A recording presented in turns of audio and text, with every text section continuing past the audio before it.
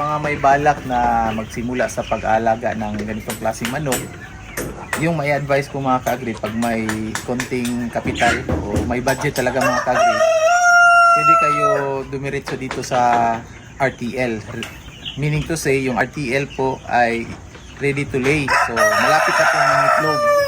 So, pag may budget, mas okay po pag dumiretso na dito sa RTL. Pero pag wala, mga ka-agri, pwede po kayong magsimula sa pagbili ng mga sisiw kasi mas mura yung sisiw. Kaso nga lang, dapat gagawa pa kayo ng brooder, tapos papalakihin nyo pa for 1 month para bago ibaba sa lupa.